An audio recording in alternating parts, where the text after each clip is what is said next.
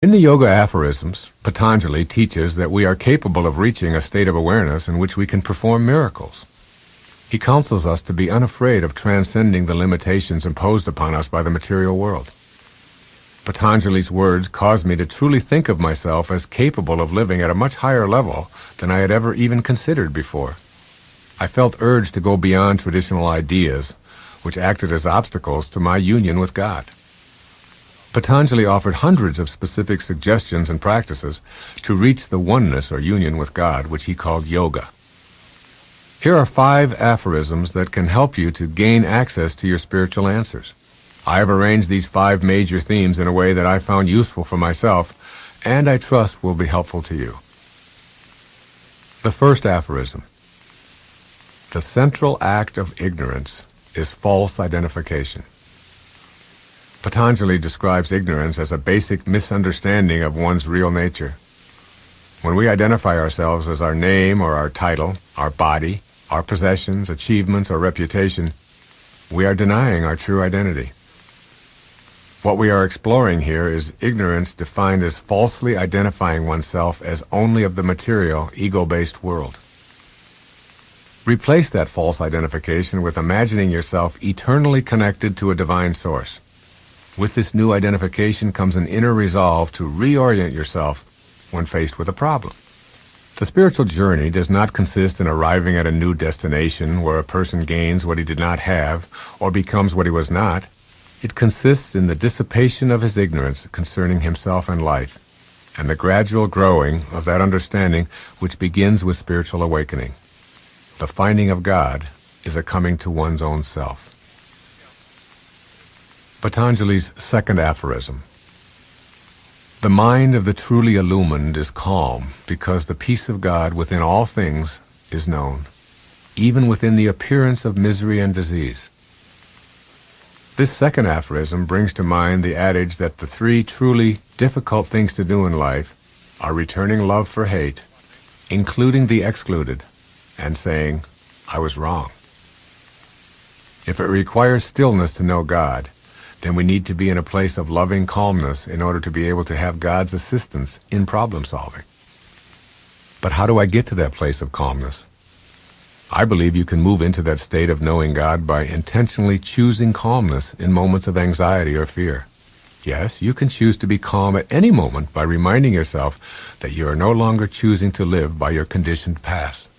You see your world in the terms of an infinite game. You will smile more frequently. You will feel serene. You will access spiritual solutions. The third aphorism of Patanjali: sin is non-existent. There are only obstacles to one's ultimate union with God. Most of us grew up believing that a sin was an act of disobedience or ingratitude toward a God who is both separate and punitive. Behavior which religion has taught us is sinful is conduct which is away from God. This, according to Patanjali, is not a reason to immerse ourselves in guilt and use up life energy attempting to somehow make amends. Rather, it should be viewed in the context of an obstacle that we have yet to overcome. The concept of being a sinner is an image of self-contempt and guilt, while the concept of encountering an obstacle is empowering. We have been trained to think in terms of sin and punishment. The empowering way is to view trials as lessons and opportunities to choose differently. The sinner, filled with guilt, becomes immobilized and remains in passive inertia. When we view the sinful behavior as an obstacle to a higher level of awareness, we can still take responsibility by asking ourselves, what is the lesson for me, and what can I do to avoid this the next time? Patanjali's fourth aphorism: the person who is steadfast in abstaining from falsehood has the power to obtain for himself and others the fruits of good deeds without having to perform the deeds themselves. Normally, when we use the word truthful, we imply that a person's words correspond to the facts of which he speaks. Yet in this Yoga Sutra, steadfast in abstaining from falsehood means something quite apart from being factual.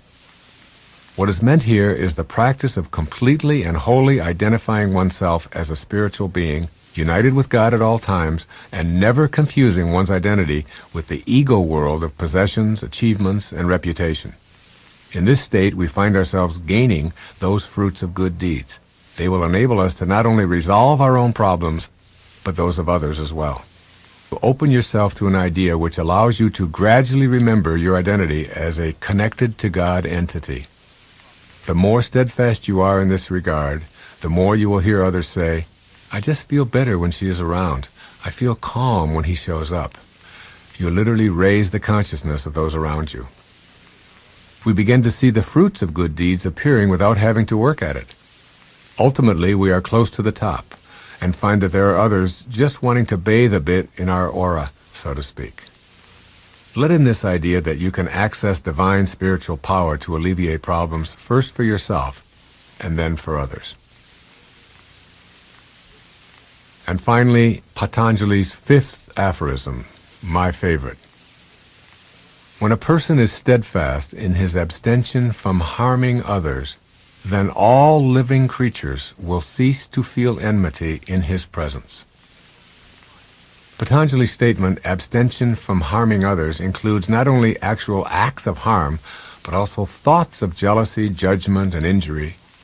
Steadfastly renouncing violence in thoughts and in all dealings with others creates an atmosphere wherein violence and enmity ceases to exist because it is not reciprocated. Any situation where you experience anger or even mild discomfort involves thoughts of enmity toward the other person or people. Other people will not feel enmity or anguish if you steadfastly abstain from having harmful thoughts toward them in the first place. Amazing! By you working at not having any judgments or harmful thoughts, those around you will be free of anguish also. Problems are illusions of the material world. Solutions are attributes of your immersion in the world of spirit. As you face a problem, remind yourself that you created it with one mind, and you will solve it with another.